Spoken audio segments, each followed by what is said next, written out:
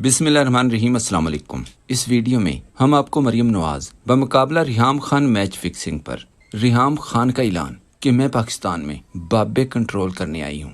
मरियम के साबिक ड्राइवर नामदार कैप्टन सफदर दिल बर्दाश्ता होकर सरेआम चीख पड़े कि अब मरियम की गाड़ी चलाने वाले बहुत लोग हैं।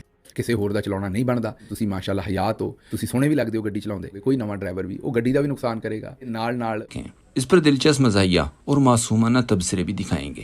सबसे पहले देखें, नून लीग के फैमिली सहाफ़ी समझे जाने वाले अज्जाज सैयद के मुताबिक कैप्टन सफदर से एक दर्दनाक सवाल किया गया कि पहले वो मरियम की गाड़ी चलाते थे लेकिन अब नहीं चलाते, आखिर ऐसा क्यों हुआ? कैप्टन सफदर ने जवाब दिया, पहले सिर्फ मैं मरियम की गाड़ी चलाता था, अब गाड़ी चलाने वाले बहुत से लोग आ गए हैं।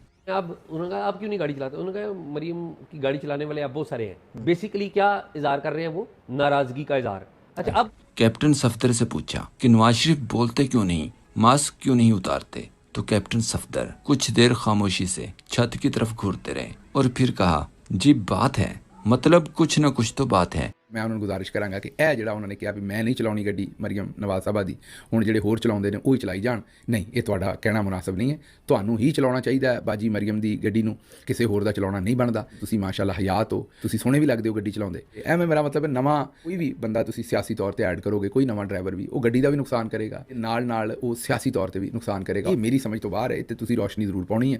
तबसरों से पहले 3 दिन पहले खुलने वाला कट्टा या कट्टी देखें। ज़राए के मुताबिक फार्म 47 के नशे में डूबी हुई मुस्तकबिल की ख्याली वज़ीर आज़म मरियम नवाज आजकल शदीद ज़हनी दबाव का शिकार हैं और इसकी वजह कोई सियासी बहरान, ज़ाती बहरान, ड्राइविंग का मसला या दिल जले शाका की बगावत भी नहीं, बल्कि रिहाम खान का सियासत में कूदना है। तज़ियाकारों के मुताबिक आसान और सुनसान रास्ते का खेल अब इतना भी आसान नहीं रहेगा। अपने ऑडियो वीडियोस के कामयाब कारोबार में मरियम को अब एक अजीम हरीफ का सामना करना पड़ेगा। प्यासा है दिल सनम, प्यासी ये रात है।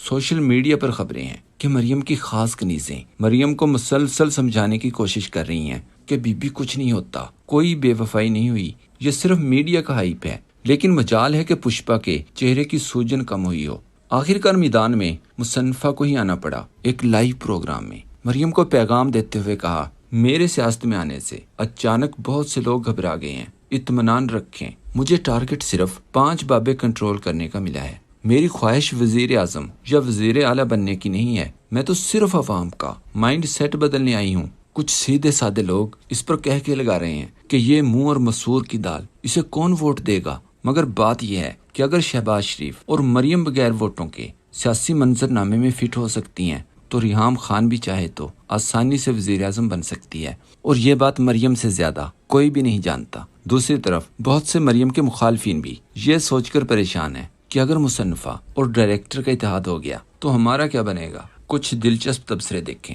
एक सोशल मीडिया सार्फ ने रिहाम खान का ख्वाब सुनकर लिखा, रिहाम खान ठीक ही तो कह रही हैं, क्या चाहत फतेह अली खान की आमद के बाद बड़े बड़े गुलकार परेशान नहीं हो गए? रिहाम खान को हल्का हरगिज मत लेना। व्हाट्सएप पर एंट्री करने वाली रिहाम खान ने मजीद कहा, मेरा टारगेट है, मतलब मुझे टारगेट मिला है, कम अज कम 5 बाबे हटाऊं जिन्हें व्हाट्सएप इस्तेमाल नहीं करना आता। सिर्फ बगैर व्हाट्सएप वाले बाबे कंट्रोल करने आई हूँ, बाबों का माइंड सेट बदलने आई हूँ। इस पर वकील अहमद ने जवाब दिया, हम ना बाबे हैं, ना हमारे पास इस हराफा आंटी का व्हाट्सएप नंबर है, लिहाजा हमारा किरदार तो साफ है। महर शराफत ने लिखा, इनकी तरजीहात अवामी खिदमत नहीं बल्कि 5 बाबे हैं। कुछ तज़ियाकारों के मुताबिक रिहाम खान की बात में वजन है, क्योंकि ये भी मरियम की तरह धुआं छोड़ते बयानात देने की भरपूर सलाहियत रखने के साथ साथ दुनिया की पहली फहश किताब की मुसन्निफा है, जो इसने मरियम के करीबी साथी हनीफ अब्बासी और परवेज रशीद की हिदायतकारी में अपने बेटे की मदद से लिखी थी। याद रहे, जब किताब लिखी जा रही थी उस वक्त हनीफ अब्बासी रिहाम खान को अपनी बहन करार देते थे और साल पहले ही ऐलान कर दिया था कि मेरी बहन रिहाम खान एक ऐसी किताब लिखने जा रही हैं। सवाल तो उठता है कि अगर रिहाम का नून लीग से ताल्लुक नहीं तो हनीफ अब्बासी को किताब का कैसे इल्म हुआ?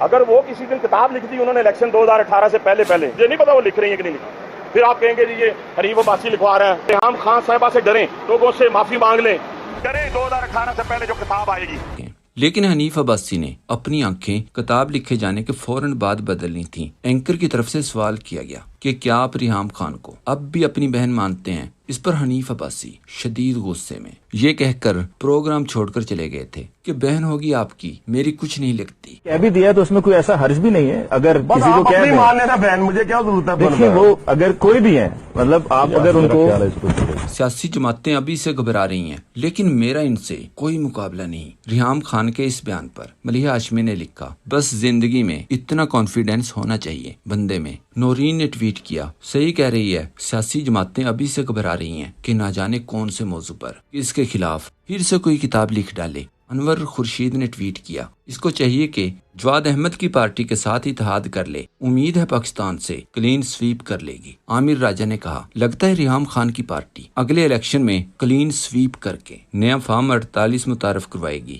ریحام خان نے مزید کہا، جیل کاٹنا کوئی بڑی بات نہیں، جیل تو نیلسن منڈیلا نے بھی کاٹی تھی۔ اس پر ملیحہ ہاشمی نے جواب دیا، واقعی اصل بڑی بات ہے کتاب لکھنا، اور وہ بھی ویسی شاندار جیسی ریحام خان نے لکھی۔ اسامہ صدیق نے لکھا، اس بے وقوف جاہل عورت کو اتنا نہیں پتا کہ نیلسن منڈیلا نے جیل کاٹ کر اپنے ملک اور قوم کو آزاد کروایا تھا۔ اسی طرح خان صاحب قوم اور ملک کو 70 سالہ غلامی کی زنجیروں سے آزادی دلوانے کے لیے قوم کے لیے قربانی دے رہے ہیں۔ عرفان اکبر کے مطابق جو پگلی بھی اپنا گھر سنبھالنے میں ناکام ہوتی ہے وہ پھر ملک سنبھالنے نکل کھڑی ہوتی ہے۔ بد قسمت ملک پر مسلط طلاق یافتاؤں میں ایک اور کا اضافہ۔ دوسری طرف پی ٹی آئی کارکنان کو غلامی میں جکڑی ہوئی عدالتوں کی طرف سے جھوٹے مزاحیہ کیسز میں سزائیں سنانے پر ٹاؤٹ صحافی منیف فاروق نے کہا، ریاست برہم ہو تو اس کے آگے دلیل اور قانون ہمیشہ بے بس ہو جاتے ہیں۔ اس پر عمران افضل راجہ نے جواب دیا، منیف فاروق جیسے لونڈے ٹرک ڈرائیوروں نے اڈوں پر اپنے غیظ و غضب کے مصنوعی قصے سنانے کے لیے رکھے ہوتے ہیں تاکہ وہاں سے مفت کھانا کھا سکیں۔ 50 میں سے ایک آدھ اڈے پر یہ واردات چل بھی جاتی ہے۔ عمران افضل راجہ نے مزید کہا، جس قسم کا انصاف فراہم کیا جا رہا ہے کچھ بعید نہیں،